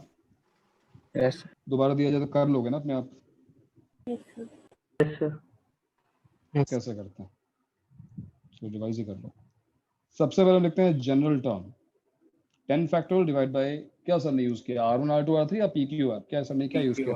PQR. PQR. use the same notation जिससे confusion ना हो. P factorial Q factorial R factorial 1 power P is 1 minus x to the power Q 2x square to the power R. तो ये general term का फॉर्मूला है जिससे हमको मिल गया 10 factorial divide by P factorial Q factorial R factorial 2 minus 1 to the power Q into 2 power R into x to the power finally क्या आएगा? Q plus 2R. अब तुम्हें बताया गया होगा कि पी क्यू आर जो है वो होल नंबर्स हैं और उनका सम 4 है. होल नंबर्स हैं और उनका जो सम होता है p plus q plus r, that is constant. It is this index 10. Also we want to find coefficient of x power 4. तो जो सर, q 4 plus है ना? 2r है, हाँ 4 है. नहीं, p plus q plus r तो 10 होगा ना यार. अच्छा हाँ, n. हाँ हाँ हाँ. q plus 2r 4 होगा. और अब तुम्हें देख रहे हैं वो सारे केसेस जो इन दोनों इक्वेशंस को सेटिस्फाई करें और p q r whole numbers रहे. तो यहाँ पर केस बनाते हुए ध्यान रखना कि सबसे पहले सेकंड इक्वेशन पे जाना जहाँ पे नंबर ऑफ वेरिएबल्स कम है और उनमें उस वेरिएबल की वैल्यू सब्स्टिट्यूट करना शुरू करो जिसका कोएफिशिएंट लार्जेस्ट है. जैसे यहाँ पे 2 लिखा हुआ है, तो मैंने अगर r को रखा 0 सपोज, तो q क्या हो गया? q हो गया 4. पी क्यू आर का सम 10 है इसलिए हो गया 6. r को रखा मैंने 1, तो q क्या हो गया? q हो गया 2. 2 plus 2 4 होता है और 2 plus 1 3, तो ये 7 हो गया. और अगर मैंने r को रखा 2, r को अगर 2 रख दिया तो q जो है वो 0 हो जाएगा. सेकंड इक्वेशन देखो, 4 minus 4 0 और ये 8. इसके अलावा कोई और केस पॉसिबल नहीं है. देखो अगर हमने r की वैल्यू और बढ़ाई तो q नेगेटिव आना शुरू हो जाएगा. 3 केसेस का मतलब ऐसी 3 टर्म्स होंगी भैया ना. We will have 3 terms और कोएफिशिएंट्स क्या होंगे? उन तीनों टर्म्स के पी क्यू आर की वैल्यूज रख दो, तीनों को ऐड कर लो और तुम्हारा आंसर आ गया. तो क्या तुमने इस टाइप के क्वेश्चंस किए और तुम्हें करने आते हैं? तो डन है मामला. ऐसे वाले किए कराए थे सर. हाँ सर. यस कराए सर थे ना? किया. कराए थे, ठीक है. दूसरा क्वेश्चन जो मल्टीनोमियल बनता है वो कुछ ऐसा होता है. a plus b plus c plus d whole power 100 10. Number of distinct terms लिखवाया गया फॉर्मूला तुमको? Yes sir. Number of distinct terms का फॉर्मूला, इसका प्रूफ पीएनसी में आएगा, थोड़ा वेट कर लो। क्या फॉर्मूला लिखा तुमने इसमें? n plus k minus 1 c k minus c k minus 1. Good. Where n is what? N is power of this multinomial. Yes. And what is k? number of terms. Number of Number of terms. Number of terms. Number. This is k. तो इस question में अगर apply करो ये formula तो क्या आएगा? 10 plus 4 minus 1 c 4 minus 1, answer is 13c3. Sorry. तो ये फॉर्मूला तुमने पढ़ा है? yes. क्यों भाई? Yes, sir. बहुत अच्छी बात है. तो बताओ मुझे, पार्थ है? Yes, sir. हाँ, Partha 1 plus 2x minus x square plus x cube whole power 10. Number of distinct terms. Sir. 13c3. Okay. तो 2x into x square वाला कोई टर्म जो होगा वो x cube भी तो बन जाएगा। अरे हाँ, जब x और x स्क्वायर वाला होगा तो x क्यूब वाला होगा। आंसर चेंज कर रहे हो या सेम रख लो? सर एक मिनट। इसको भी प्लस ही कर लेते हैं, सबको प्लस रखते हैं. नहीं सर, आंसर चेंज है क्योंकि पावर्स का सम जो है वो सेम रहेगा सर। 13c3 13c3 रखें, आंसर वही है. सर होना तो चाहिए। और किसी का आंसर कुछ?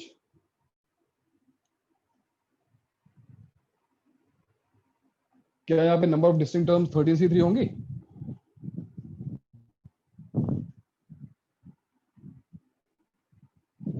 और अगर मैं इसको एक्सपैंड करूं, सर फॉर्मूला से तो यही होना चाहिए। बट फॉर्मूला एप्लीकेबल है कि नहीं वो भी तो डिस्कस करना पड़ेगा ना. पार्थ, अगर तुम इसको एक्सपैंड करोगे तो किस टाइप की टर्म्स में मिलेंगी बताओ मुझे. एक कांस्टेंट मिल सकती है, फॉर एग्जांपल 1 मिलेगा ही मिलेगा.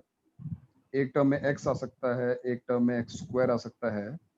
Partha, can you tell me what is the maximum power of x you will get here? Maximum power of x 30।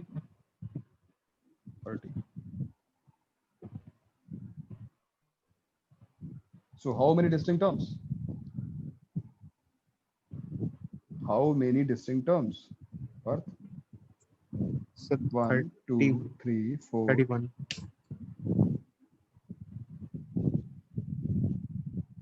क्यों डिफरेंट आया हमारा आंसर? 13c3 क्यों नहीं आया इस बार? सर क्योंकि x और x स्क्वायर तो वो x क्यूब फॉर्म कर रहा है। मैं तुम्हें इसको फील करवाने के लिए a plus b plus c whole square में नंबर ऑफ डिस्टिंक्ट टर्म्स कितनी होंगी? नंबर ऑफ डिस्टिंक्ट टर्म्स बताओ कितनी होती हैं? 6. a square b square c square 2ab 2bc 2c. Yes. 1 plus x square का होल एक स्क्वायर. डाउट था हाँ बोलो. सर, आपने अब वो जो माइनस वाला केस जो बताया था आपने, अगर हमने वो किया सर उसमें तो मतलब कोई टर्म कैंसिल भी तो हो सकता है मतलब। अभी तो मैं माइनस को प्लस कर दिया स्मार्टली बहुत. हो सकता है बीच में कोई टर्म जीरो हो जाए, ऐसी दुर्घटना हो सकती है, इसलिए बचने के लिए उससे हमने सारे टर्म को प्लस कर दिया. फिर तो माइनस का है तो उसका कोई ठीक है. मेथड नहीं है क्या निकालने का? नहीं सर कोई वो method नहीं. एंड में मल्टीप्लाई हो रहा है इसलिए आंसर चेंज हो रहा है। अरे हाँ, तो प्लस होने की वजह से सारे कोएफिशिएंट्स तो आएंगे, कोएफिशिएंट्स तो सारे आएंगे इसमें, है ना. जीरो होने का कोई चांस नहीं है. तो मैं तुम्हें इसको फील कराने के लिए कि आंसर चेंज क्यों हुआ. 1 प्लस x स्क्वायर का होल स्क्वायर, जरा इसको ओपन करो. इसका होल स्क्वायर क्या होगा? 1 square x power 4 plus 2ab से 2x आ जाएगा, प्लस 2bc से 2x क्यूब आ जाएगा, प्लस 2ca से एक 2x स्क्वायर आ जाएगा. ये देखो x स्क्वायर और 2x स्क्वायर ऐड हो जाएंगे और eventually 1 plus 3x square plus x power 4 plus 2x cube आएगा. How many distinct terms? Answer is 5, not 6. Answer change हुआ कि नहीं हुआ? क्यों चेंज हुआ? Because now we have two terms which are not distinct. They are similar terms. They have same power of x. तो उनको add subtract किया जा सकता है. Same thing is happening here. These two questions are different. यहाँ पे A B C D है, all are different. But यहाँ पे जो भी terms हैं वो सब x की terms हैं. तो पावर्स आपस में मतलब जब टर्म्स मल्टीप्लाई होंगी तो पावर्स वो ऐड होकर सेम हो सकती है ना. तो जो डिसिमिलर टर्म्स थी वो सिमिलर टर्म्स में कन्वर्ट हो सकती हैं. That's why this is happening. अभी क्लियर हुआ? तो आंसर 31 नहीं होगा. आंसर सर एबीसी पे क्या कंडीशन है? 13C3 नहीं होगा, 31 होगा. अगर ABCD है तो आंसर तुम्हारा सही है, तो तुम ये फॉर्मूला अप्लाई करो. अगर ऐसा कुछ है तो just look at the largest power of x. वो भी सारी टर्म्स में प्लस आ रहा है. अब ये प्लस वाली बात इसलिए बोल रहा हूं कि बीच में कोई टर्म गायब ना हो जाए. ऐसा हो सकता है ना कि भाई हमने कोई कॉम्बिनेशन बनाया और उसमें x² का कोएफिशिएंट अल्टीमेटली 0 आ गया. भाई सिंपल है, ये टर्म इसको मान लो कैंसिल रहेगा ना. लाइक अगर 1 + x + x³ हो गया और उसकी होल की पावर n होगी तो इसमें भी कुछ और तुम्हारा क्वेश्चन डिस्कस कर लेते हैं. 1 + x + x³ whole power 10. Find number of distinct terms. चलो बताओ क्या आंसर होगा इसका? Sorry x². नहीं मैं अब तुमने बोल दिया. मैं x³ सर 1 + x² + x³. ठीक है सर, ऐसा तो फिर अच्छा सारे x² कवर कर लेगा. ठीक है, x मैंने x बोल दिया, क्या फर्क पड़ता है? वो x तो सारे कवर कर लेगा. क्या देखो, इसका जो तुम एक्सपेंशन लिखोगे 1 + x + x³ पावर 10 का एक्सपेंशन लिखोगे, यहाँ पे ऑब्वियसली कांस्टेंट टर्म, x की टर्म, x² की टर्म, और जो मैक्सिमम पावर ऑफ x है वो 30 ही हो सकता है. बट क्या इस बार ये गारंटी है कि बीच की सारी टर्म्स आने वाली? नहीं सर, उसमें क्या x² मिसिंग है. क्या नहीं आएगा? सर x² मिसिंग है तो फिर जरूरी नहीं कि बीच की सारी टर्म्स. तो कौन सी टर्म आएंगी, कौन सी टर्म नहीं आएंगी, ये पता कैसे किया जाए फिर? ऐसा करते हैं कि चलो थोड़ी सी नंबर थ्योरी क्या, जनरल टर्म का फॉर्मूला लिखते हैं एक बार. चलो क्या होगा? 10 factorial divide by p factorial q factorial r factorial. x power q x³ power r. 1 power p तो 1 हो गया. तो क्या बन गया भैया? 10 factorial divide by p factorial q factorial r factorial x power q + 3r. ये रही x की पावर. इस पावर को देखकर क्या है तुम्हारी फीलिंग? इस पावर को देख के क्या समझ में आ रहा है? x की कौन सी पावर्स ला सकते हो? जहां पर कंडीशन ये है कि p + q + r जो है, जो सम है, ये तीनों होल नंबर्स होने चाहिए और इनका सम जो है वो 10 होना चाहिए.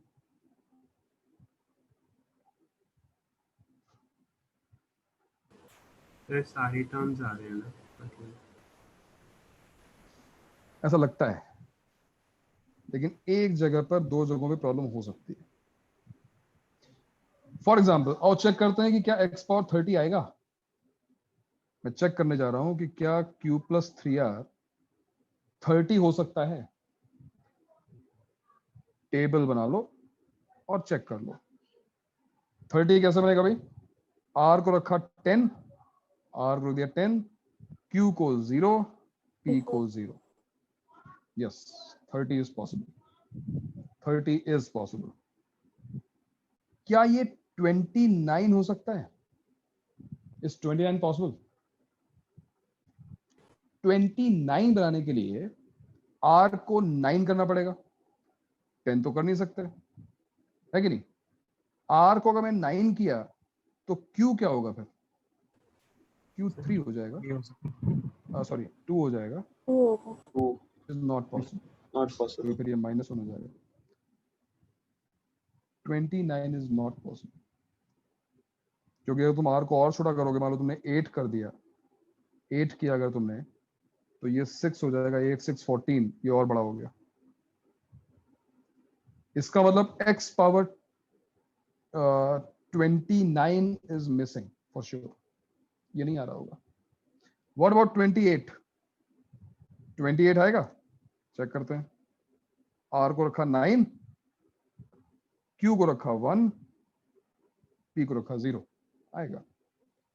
27 आएगा, 9 0 1। सर प्राइम नंबर मिसिंग रहेंगे? ना ना ना, ऐसा कुछ नहीं है।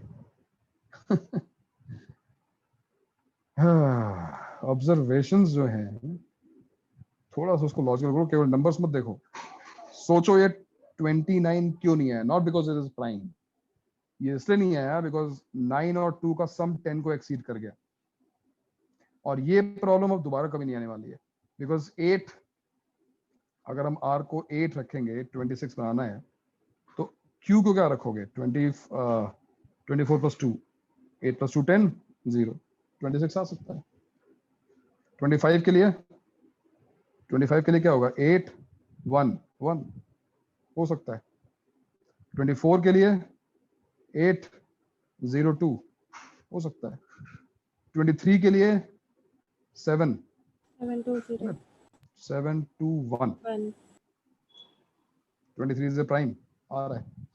तो प्राइम से कोई मतलब नहीं है, मतलब इस बात से है कि सम जो है वो कभी भी 10 रहना जरूरी है और पी क्यू आर सबको होल नंबर होना जरूरी है। तो दो वैल्यूज का सम 10 को एक्सीड नहीं करना चाहिए।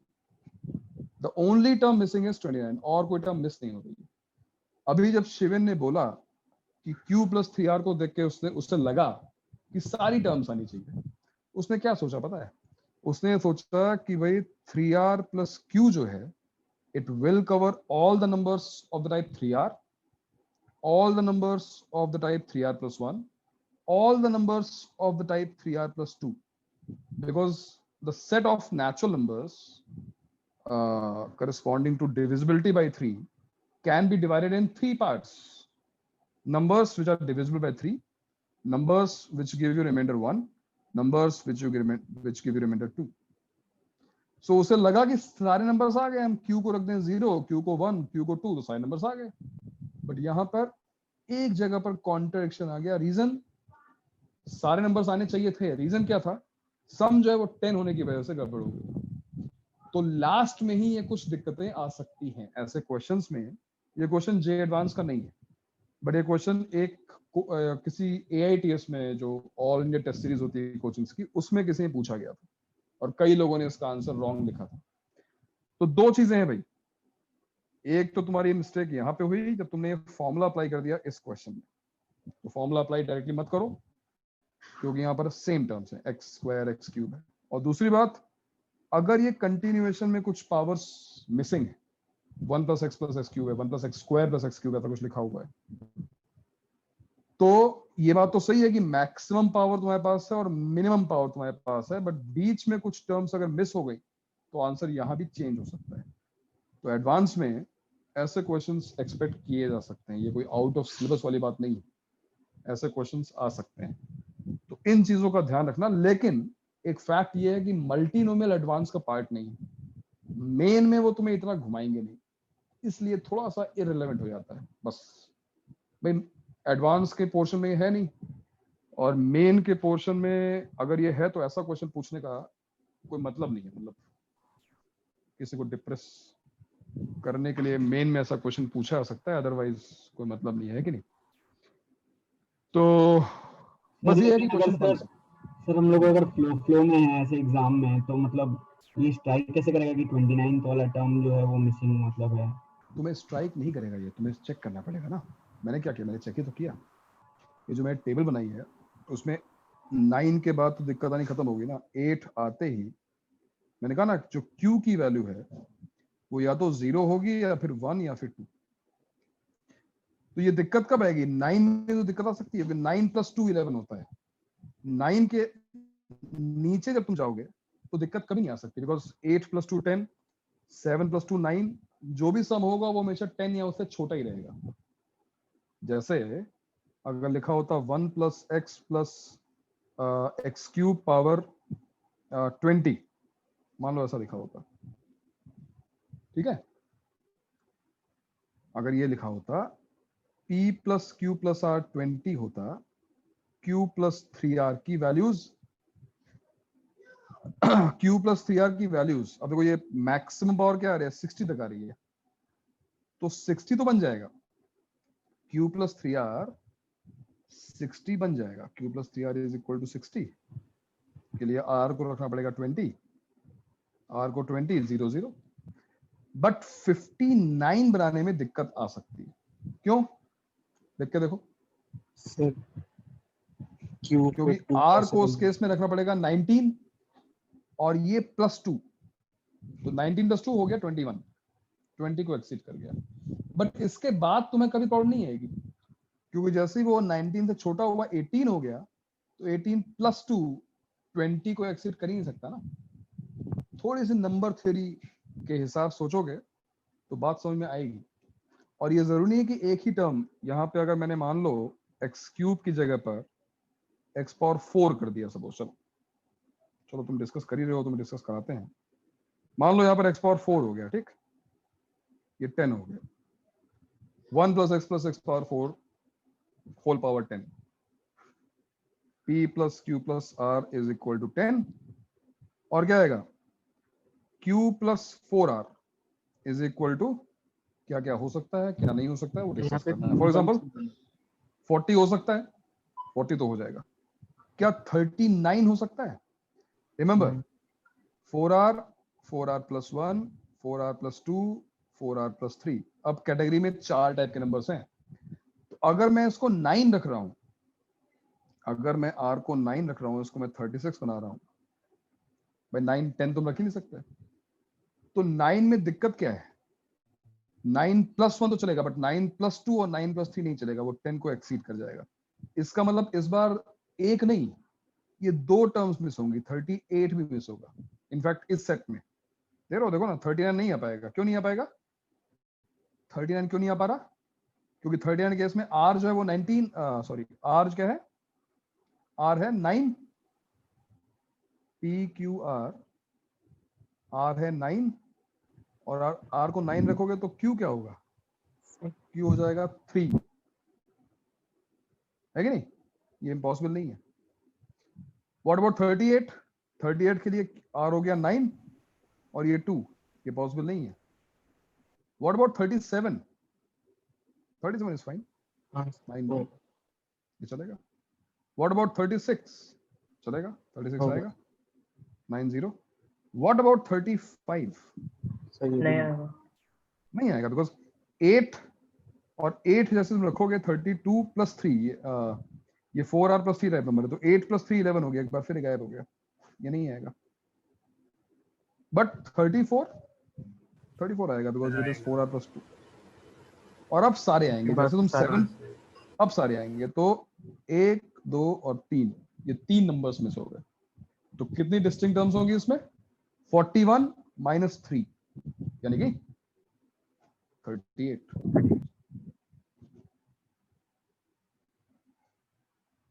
तो मैथ्स में यही होता है, किसी भी छोटी से छोटी सिंपल से सिंपल थ्योरी में से अच्छे से अच्छे क्वेश्चन बनाए जा सकते हैं। सर इन क्वेश्चंस को सॉल्व करने का कोई कॉन्क्रीट तरीका नहीं है कि बस डाल के कॉन्क्रीट मतलब तुम चाहते हो कि एक फॉर्म डाल दें और उसमें से आंसर निकाल लें, तो बेटा ऐसा नहीं हो सकता है ना, क्योंकि क्वेश्चन पर डिपेंड। 2n - 1 वाला पैटर्न दिख रहा है, मतलब हाँ, पैटर्न तो मैंने कहा ना, पैटर्न तुम्हें ये दिखाई देगा, ये वाला, इससे तुम्हें दिख जाएगा। बट इन पर्टिकुलर क्वेश्चंस के लिए अभी हमने एक जगह माइनस लगा दिया, तो पता नहीं क्या हो सही जाएगा। से मैं बोल रहा था कि कितने टर्म्स मिस हो जाए, नहीं, वही मैं कह रहा हूँ, तो उसका पैटर्न मत बनाओ।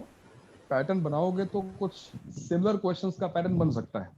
अब ये x⁴ कर दो, x⁴ कर दो, तो उसका पैटर्न बन जाएगा, बट गारंटी नहीं है ना कि वही क्वेश्चन पूछा जाएगा। क्वेश्चन तो कुछ भी हो सकता है। सर फिर वो x की दूसरे वाले जो x की है उसकी भी पावर कुछ भी कर सकते हैं, उसकी पावर कुछ और कर दी तो पैटर्न दूसरा हो जाएगा। फिर तो उन पैटर्न्स को मत देखो, सॉल्व करने के तरीके को समझो। इवेंचुअली उनको समझ में आना चाहिए कि सॉल्व ने कैसे किया था, है ना। आंसर तो आ ही जाता है, लेकिन इररिलेवेंट है, चिंता मत करो, ये चीजें से नहीं पूछी जाएंगी। तो मल्टीनोमियल में अगर तुम्हें वो फॉर्मूला पता है नंबर ऑफ टर्म्स निकालने वाला, और तुमको ये जनरल टर्म का फॉर्मूला पता है, तो इसके अलावा तुम्हें कुछ और करना नहीं। और दूसरी बात, वो तुम्हारा फ्रैक्शनल और नेगेटिव पावर वाला एक्सपेंशन, उसके भी क्वेश्चन तुमने किए होंगे, किए है ना? कोई नहीं, ऐसा करते हैं कि मैंने मॉर्निंग वाले बैच में बोला है वेंसडे को तुम्हारा सेपरेट रखेंगे, वेंसडे को एक बुकलेट का डिस्कशन रखते हैं, तो अपने आप तुम्हारा जो पार्ट क्लियर नहीं होगा या क्वेश्चन सॉल्व नहीं हुए होंगे वो डिस्कस हो जाएंगे उसमें। और इनफैक्ट उनका वेंसडे तुम्हारा एक दिन पहले रखते हैं, तुम्हारा ट्यूसडे रखते हैं, क्यों? इस बैच का रखते हैं ट्यूसडे को, ठीक है? क्या ट्यूसडे तक तुम्हारी बाइनोमियल थ्योरम की बुकलेट हो जाएगी पूरी? बोलो हाँ हो जाएगी यार, सोच क्या रहे हो? क्या हो गया? लेवल 1 हो गया, लेवल 2 थोड़ा बाकी है। वही तो, जब लेवल 1 हो गया बचा ही कितना है फिर? तो मैं पूछ नहीं रहा हूं, मैं तो बता रहा हूं, ठीक है? ट्यूसडे को डाउट क्लास अभी मैं टाइमिंग डालूंगा, उसके पहले तक